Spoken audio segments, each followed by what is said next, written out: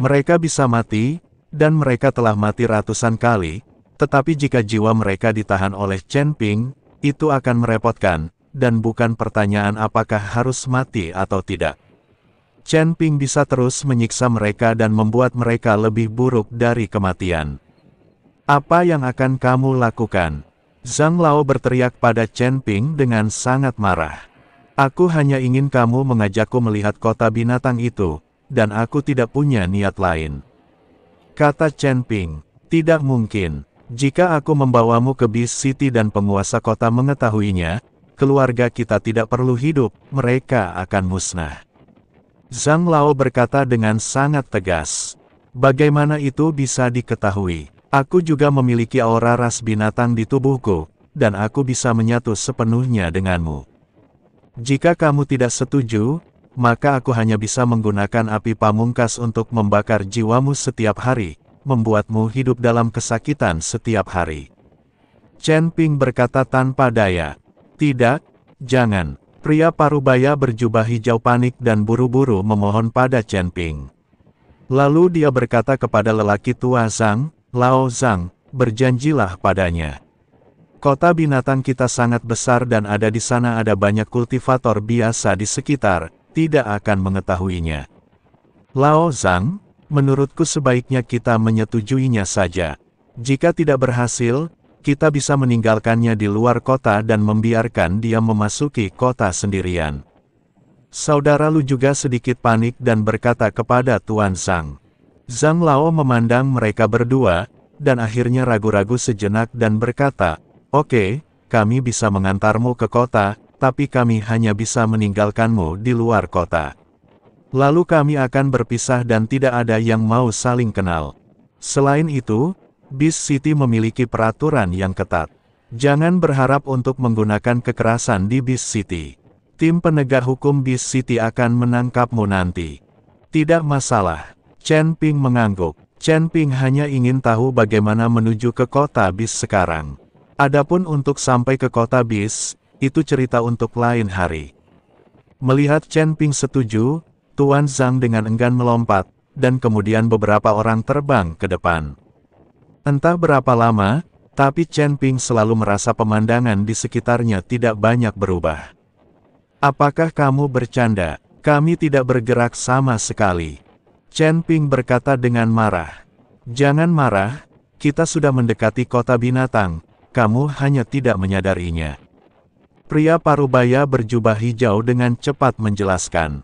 Lalu dia mengedipkan mata dan memberi isyarat kepada Chen Ping untuk melihat Zhang Lao. Chen Ping mengikuti pandangan pria parubaya berjubah hijau dan melihat ke arah Zhang Tua, dan menemukan sesuatu yang mirip dengan kompas muncul di tangan Zhang Tua.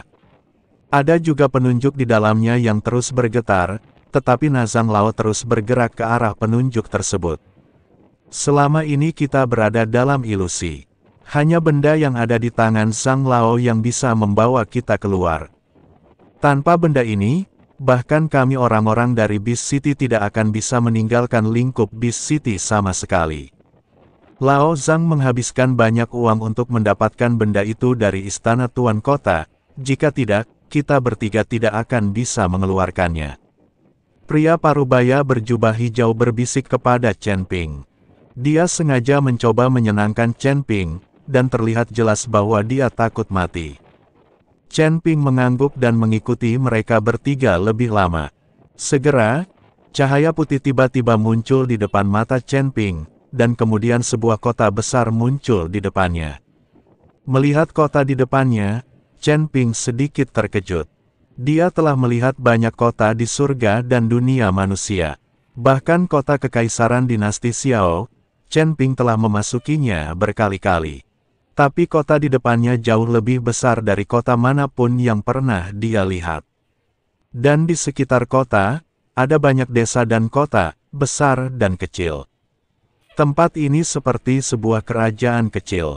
Kota besar ini diperkirakan mampu menampung ratusan ribu biksu. Ini kota binatang buas, kamu bisa menjaga dirimu sendiri. Zhang Lao memandang Chen Ping dan berkata. Chen Ping mengangguk, lalu melambai dan mengembalikan jiwa ketiga orang itu satu sama lain. Setelah mendapatkan jiwa, ketiga orang itu menghilang seketika, tidak mau tinggal bersama Chen Ping bahkan 1 menit pun. Mereka bertiga berjalan kembali, dan Chen Ping menatap kota binatang di depannya. Kota binatang besar itu seperti mulut berdarah, tergeletak di tanah yang luas. Chen Ping mendekati kota binatang, tetapi ketika dia masih agak jauh dari kota binatang, tiba-tiba ada gelombang energi spiritual, dan kemudian tubuh Chen Ping jatuh dengan cepat. Chen Ping tiba-tiba panik, dia tidak mengerti alasannya. Energi spiritual di tubuhnya sepertinya terhalang oleh sesuatu, menyebabkan tubuhnya mulai jatuh. Meski tidak ada perlindungan spiritual, tidak akan ada masalah jika tubuh fisik Chen Ping jatuh ke tanah. Bagaimanapun, tubuh fisik Chen Ping sekarang begitu kuat hingga kebal. Tetapi jika jatuh seperti ini dan seekor anjing memakan kotoran, itu akan sangat memalukan. Terbang tidak diperbolehkan dalam jarak 100 mil dari Beast City, dan Anda tidak tahu jarak ke titik observasi. Jika Anda dengan paksa menerobos dan terbang dalam jarak 100 mil, tim penegak hukum akan datang.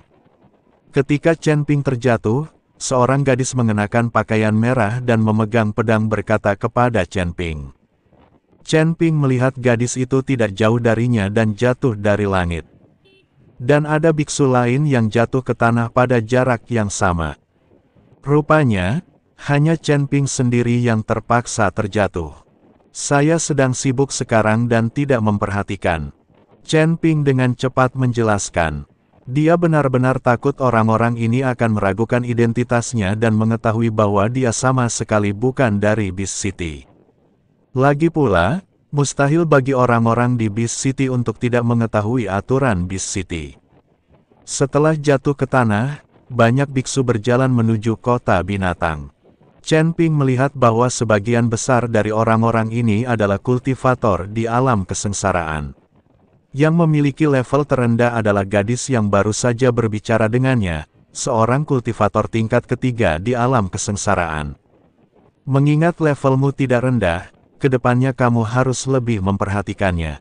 Jika kamu tertangkap oleh tim penegak hukum, kamu akan dikuliti bahkan jika kamu mati. Gadis itu mengingatkan Chen Ping.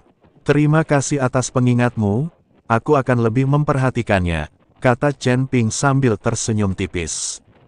Untuk apa kamu pergi ke kota Beast? Untuk mengunjungi kerabat dan teman, atau untuk menjual sesuatu? Gadis itu bertanya pada Chen Ping. Chen Ping berpikir sejenak dan kemudian berkata, saya akan menjual sesuatu, bagaimana dengan Anda? Saya juga pergi menjual barang, dan saya mampir menemui saudara laki-laki saya. Saudara laki-laki saya ditangkap oleh tim penegak hukum dan dimasukkan ke dalam penjara. Butuh waktu 100 tahun sampai dia dibebaskan. Kata gadis itu, mungkin memikirkan kakaknya. Ekspresi gadis itu menjadi sedikit tertekan. Chen Ping hanya menatap gadis itu dan berjalan lurus menuju kota binatang tanpa berkata apa-apa. Chen Ping bukanlah seorang biksu di Beast City, jadi dia tidak ingin berbicara terlalu banyak. Lagi pula, terlalu banyak bicara akan menyebabkan kesalahan. Jika seseorang mengetahui identitasnya, itu akan mendapat masalah. Ketika gadis itu melihat Chen Ping berhenti berbicara, dia segera mengejarnya, apa yang akan kamu jual di kota binatang? Sekarang rumput peri di kota binatang bahkan tidak bisa dijual dengan harga tinggi. Aku beruntung kali ini dan mendapat biji spiritual. Kudengar itu sangat berharga di kota binatang.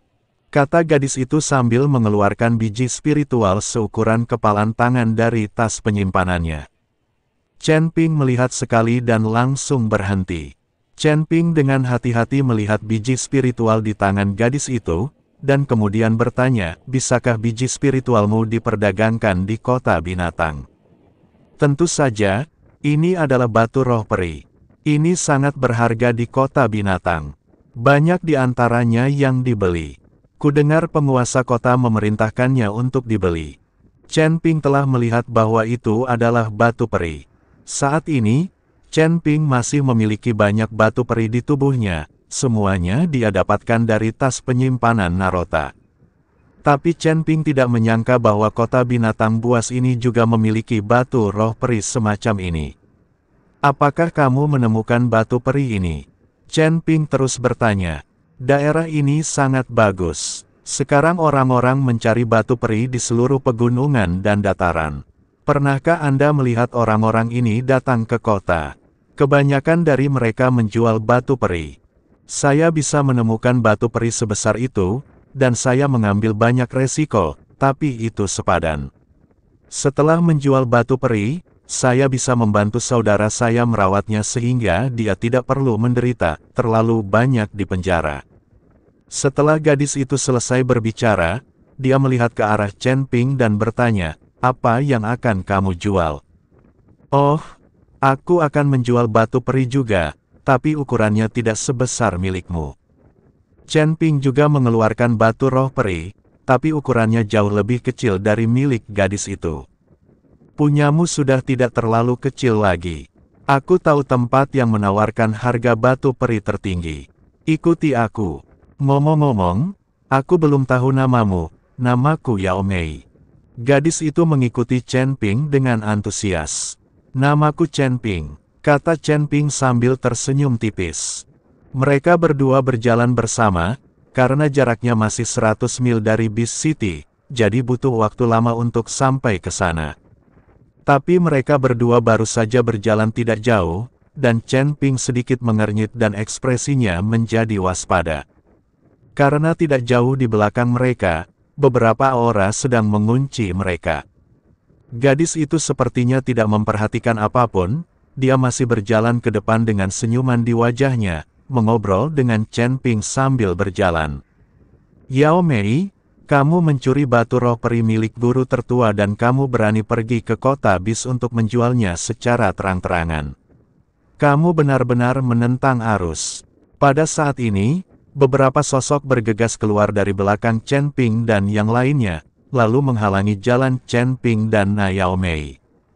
Ketika Yao Mei melihat orang-orang ini, dia tidak takut. Dia bergerak ke arah Chen Ping dan berkata, siapa yang mencuri batu roh peri putra sulung? Saya baru saja pergi ke kota binatang untuk menemui saudara laki-laki saya. Jangan coba-coba menjebak saya.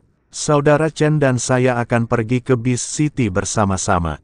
Jika kamu mengganggu saudara Chen, kamu harus berjalan-jalan tanpa makanan. Orang-orang ini semua memandang Chen Ping, dan wajah mereka menunjukkan sedikit masalah. Orang-orang ini semua berada di alam kesengsaraan tingkat kelima atau keenam.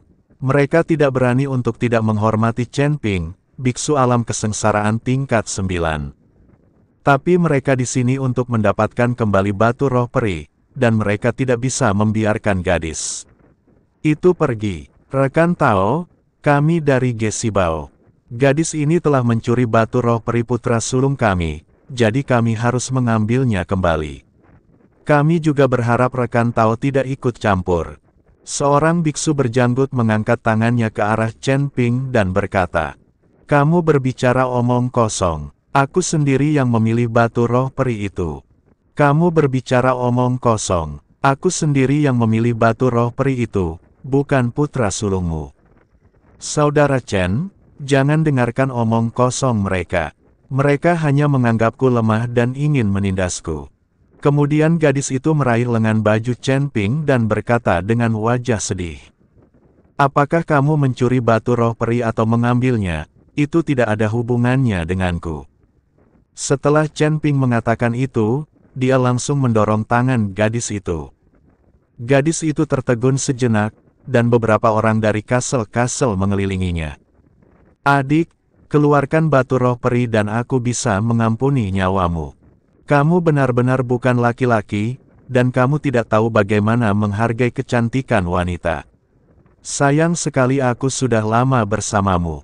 Yao Mei menatap tajam ke arah Chen Ping, dan akhirnya mengeluarkan batu roh peri tanpa daya. Setelah pria berjanggut itu mengambil batu roh peri, dia melambaikan tangannya dan mengendalikan Yao Mei. Biarkan aku pergi, dan aku akan mengembalikan batu peri itu padamu. Aku ingin pergi ke Beast City untuk menemui saudaraku, aku ingin bertemu dengan saudaraku. Yao Mei meronta, tapi tidak ada gunanya. Chen Ping melihat ke arah Yao Mei yang sedang berjuang, dan kemudian melangkah maju untuk menghalangi jalan para biksu. Rekan Tao, karena batu roh peri telah dikembalikan kepadamu, berikan aku wajah dan biarkan dia pergi. Kata Chen Ping kepada biksu berjanggut. Biksu berjanggut itu memandang Chen Ping, dan akhirnya melambai tanpa daya dan melepaskan Yao Mei. Karena dalam menghadapi kekuatan absolut, mereka harus melakukan ini. Setelah beberapa biksu pergi, gadis itu mulai bunga pir bermekaran seperti hujan. Menangis, dan dia menangis begitu keras hingga membuat bunga pir bermekaran seperti hujan.